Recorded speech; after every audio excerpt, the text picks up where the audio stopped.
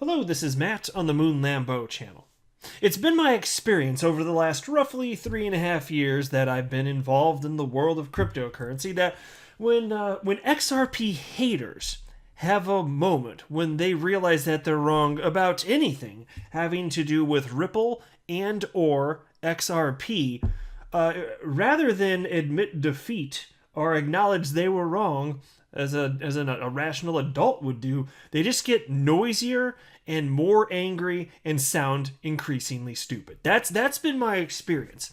Now, of course, we are talking about the internet here. We're talking about social media where people are communicating back and forth, and they're hiding behind a computer screen, kind of like I'm doing right now. And as a result of that, they don't feel like they have to be decent to their fellow human beings right now. And so with their worldview, because a lot of it really does come down to this whole stupid idea of, down with banks, down with governments, not something that I'm on board with. When this ideology that they have is challenged, they emotionally feel things because they feel like their self-identity is being attacked. I think in a lot of cases anyway. And so you can lay all the facts on them that you want, and they're just going to squawk louder and yell louder and not acknowledge that they're right. And so I want to share with you a few instances of this type of behavior and just what we've been dealing with. But there are also sometimes individuals that find out they were wrong, or they acknowledge that the way that they've talked about, or Ripple or XRP, they acknowledge, okay, hey, I'm wrong, and so I think. I believe very firmly, actually, that in those instances, the right thing to do is to applaud those people. It doesn't happen that frequently, right? If somebody's, adult enough to say, hey, you know what? I was wrong about this. That's not a time to say, yeah, see how wrong you were and stick it to them. Then you're being a jerk. So that's not the right thing to do. I think that these people should be applauded. And so, look at this headline from the Daily Hodl from a couple days ago. Peter Brandt says he was wrong about XRP, warns come to Jesus moment coming to crypto. And also, I did want to cover this as well. Now that we have the benefit of hindsight, here's another article from a few days ago. And so it's May 10th now, right? But check out this article from a few days ago. This is from Cointelegraph. May 8th, day to watch for Doge amid warning that it can suffer XRP Style Crash.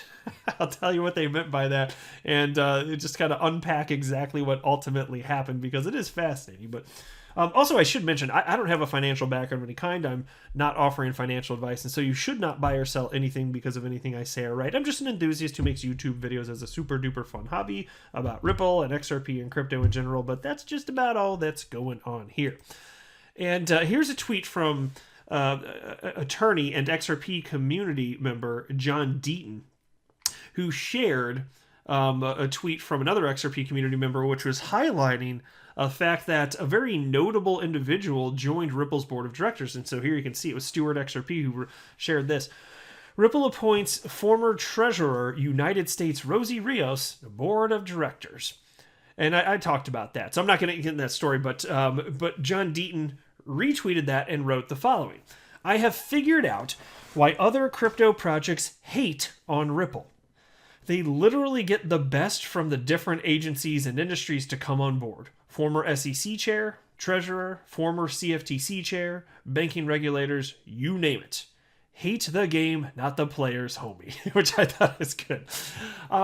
So going back to part of what I said as far as this idea of, down with banks, down with government, they're just not something that I'm on board with. I think that's childish. I think you need to work with the government. I firmly believe that banks, although they will adapt and change, they are not going away. I don't want them to go away. Those are businesses that employ people where I live. Do they employ people where you live? Big, medium, large, small banks? Really, it's of all sizes, small, medium, large banks. They're employing people, right? Banks... The nature of banks, it doesn't mean that they're all bad. Yeah, you can have bad actors in any industry, but just by the nature of existing, it doesn't mean that they're bad. They're providing valuable services. They are. They just are, frankly. And so I think they'll adapt. They'll get more involved in crypto, and they change in a number of ways, which would be a separate fun conversation. But they're not bad. And so then you have XRP. In and of itself, it's a decentralized cryptocurrency. There's nothing about it in and of itself that makes it like a quote-unquote banker's coin, right? Which is which is an insult that's been thrown at XRP and XRP holders. Look, you got your banker's coin out there. Well, there's nothing about it that makes it a banker's coin. There's a developer building on top of the XRP ledger called Ripple, who is utilizing it to help the legacy financial system, utilizing XRP as a bridge currency, which is a force for good and helps some of the poorest people on the planet save money so they can send more money back home to their family instead of it getting eaten up by middlemen. So that's a force for good, but you don't seem to like that for some reason. That doesn't sound very good. But, if anything, is Bitcoin a banker's coin yet? Because like Citibank's on board, JP Morgan's on board. Like, at what point is Bitcoin also a banker's coin then? It's stupid arguments. It's just they're really poor arguments. But these people have these worldviews, and they don't like anything, and so whatever argument they have to make to support their worldview, a lot of them will just make it. And when they find they're wrong, they just squawk louder. They'll hurl insults. That's usually what I see. But take a look at this article, again titled, Peter Brandt says he was wrong about XRP, warns come to Jesus moment coming to crypto. A veteran trader who accurately predicted Bitcoin's collapse in January of 2018 says he was too critical of those who support XRP. Peter Brandt, who once called the crypto asset a scam, but he now tells his 484,000 followers on Twitter that XRP traders have proven him wrong. And here's a quote. Ran into the available character limit. I've been harsh on XRPers, and they have proved me wrong. So, you know what? Hey, I don't think that he's a fan of Ripple. I don't think he's a fan of XRP. And he says stuff that kind of grinds my gears from time to time because it's just not all grounded. Like in terms of like XRP being a security today, there's stuff. But you know what? Hey, if you're adult enough to say that, I'm adult enough, and you'd expect that with a name like Moonlamo, right? Of course, I'm adult enough to give you a high five on that one if you're going to acknowledge that you're wrong. Now, a little caveat though, I would love to know more, and I don't think he's fleshed it out to my knowledge, as far as what you've been proved wrong about.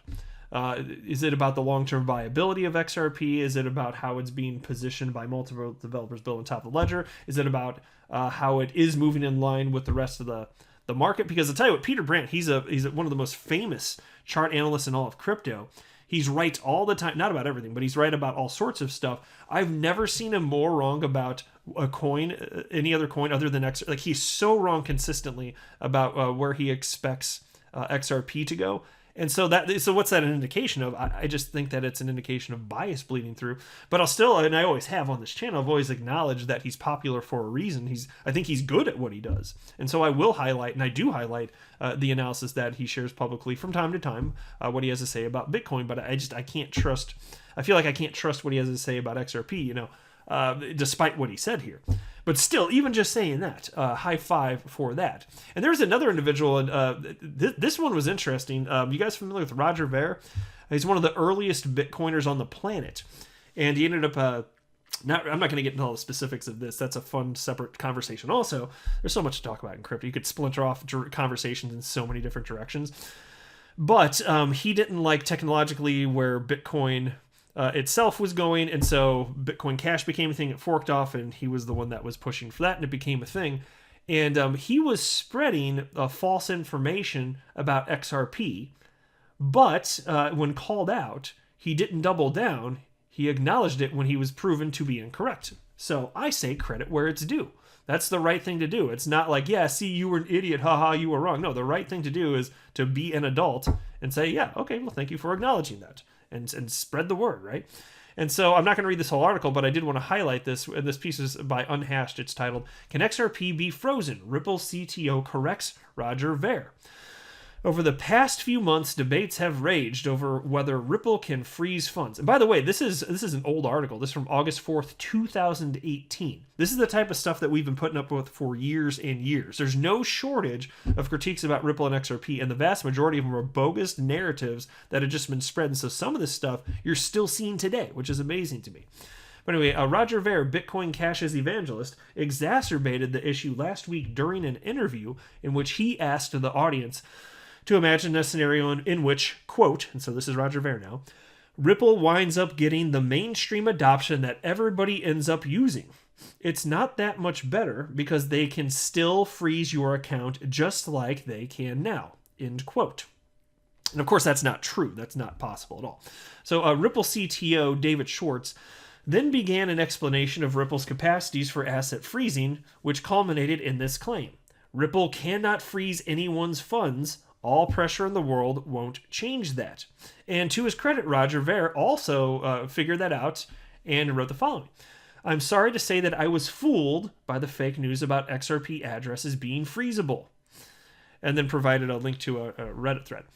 Thank you, David Schwartz, for setting the record straight and for being one of the most interesting people in crypto. Go Ripple. Well, that's to be applauded right there. See, I think that's fantastic. And so part of where the confusion came in, and I think a lot of it was I know a lot of it was intentional.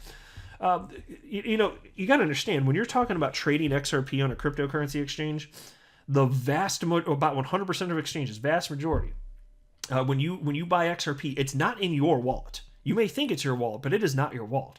There are shared wallets, and you have your little sub address, which you use the tag ID to indicate which portion of that address is yours. That's what it's for. If there are other uses for it, I'm just unaware of it, but it is used for that. And so that's not your wallet. And the cryptocurrency exchanges can freeze that. So you're calling that freezing XRP because you can do that. The exchange can with any cryptocurrency. Because mind you, whether it's Bitcoin or Ethereum or Litecoin or everyone's favorite little doggy coin, pick your cryptocurrency. If it's on an exchange, they have power over it. They have the private keys. You don't. They can freeze it. But that's not something that's unique to Ripple, and it's not something that's built into the blockchain. That's a function of them having control over a wallet that you don't have control over. And so then people just wanted to spread this, and some people, we'd highlight the facts, and then they just keep spreading the lies. I've seen this too. It's just it can be frustrating. I've seen that. I've participated. I've been like, here are the facts, and then you see the same people a day later just spouting the same lies, and this is what we've been dealing with here. So anyway, it's worth propping up a couple people that at least have come out and once they acknowledge that what they had said and spread was incorrect. And so, to their credit, awesome. But the rest of the haters out there, like they're going to continue to be sad pandas. They're going to increasingly become very upset, angry people as they continue to see that XRP is adopted in the real world. It's one of the only cryptocurrencies on the planet that is used today in enterprise-grade software, and it is used to help some of the poorest people on the planet. We're just talking about bridging currencies. There's nothing bad about that. It doesn't mean that we're anti-Bitcoin. Like, I'm pro-Bitcoin, mind you. I hold Bitcoin. I hold a bunch of different cryptocurrencies. I'm long Bitcoin. My gosh, even if I weren't, I wouldn't spread lies about it. I just want fair and open, honest discussion. I want all the critiques that we can think of. Let's just throw them out into the open and let's have thoughtful adult conversations, including critiques about XRP that are legitimate, and that's fine. I just don't like the lies and stuff here. Now, as far as this idea of an XRP style crash, look at this headline from a few days ago. May 8th, day to watch for everyone's favorite little doggy coin, Doge, amid warning Doge can suffer XRP style crash. And so ultimately this comes down to the fact that Elon Musk, who has been a vocal supporter of Doge because reasons, right? Because reasons. He's been very vocal. He was on Saturday Night Live, and so lots of people thought that because he was going on there that it was going to result in the price of everyone's favorite little doggy coin pumping to the moon, extra to the moon. It already went to the moon, but even further, to $1 and beyond, this or that. And it's one of those instances, and what I thought would happen did happen. And I'm not going to pretend to have had a strong opinion on what would happen immediately after what ultimately happened. That's a complex way of wording what I'm trying to get across. Let me try that again. But what happened ultimately is the moment that the little doggy coin was mentioned on SNL, the price plummeted. So people thought it was going to skyrocket because it was mentioned. No. This is a buy the rumor, sell the news event. And the reason they were comparing it to XRP is because we had a buy the rumor, sell the news event in the world of XRP in early part of February this year, when there was a pump and dump group that made public, hey, we're going to push it on this date, and then a couple hours before that date and time, the specific time come, just a couple hours before the time came, XRP just started dumping. So the price was building up, leading up to it. Oh, look at the rumor. Oh my gosh, everybody's buying and it's going to go even higher after that. No. That was a buy the rumor and then sell on the news. It's just... And so it's so predictable. And so that is what happened. Look at this headline. This one's from just yesterday. Doge crashed 30% as soon as Doge father Elon Musk mentioned it on SNL. This is predictable. And so I wouldn't say I had 100% confidence that this would happen, because how could I know? I cannot know the future before it's here. But I felt strongly that there would be a big pullback. The part where I wasn't so sure is what would happen after that. As far as, would there be an instant rebound? Would there be a rebound way in the future, this or that? Would it happen this market cycle? That's a level of complexity where I wasn't sure. But as far as the immediate dip, yeah, all sorts of people just got wrecked on this. But it did bounce back, actually.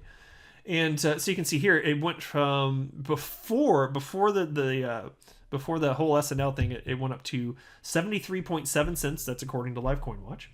And then it got down to 42.6 cents. It dumped down to that.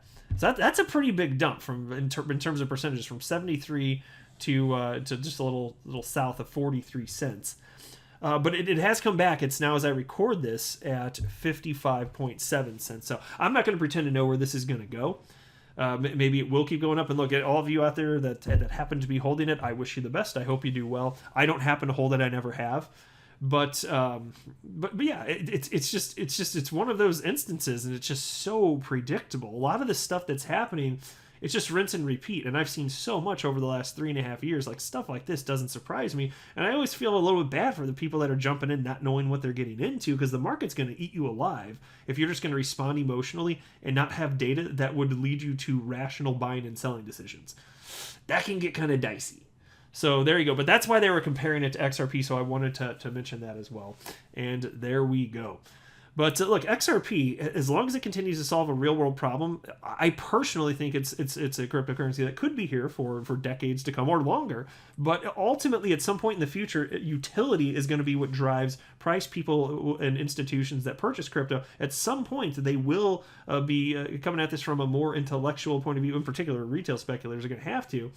And parse out the differences between cryptocurrencies and determine what's actually solving a real-world problem. And those coins that don't, I think the way they will ultimately go the way of the dodo, my favorite extinct avian creature. It's all coming down the pike. I don't know when people are going to figure it out, but other than to say the market has to be substantially more mature.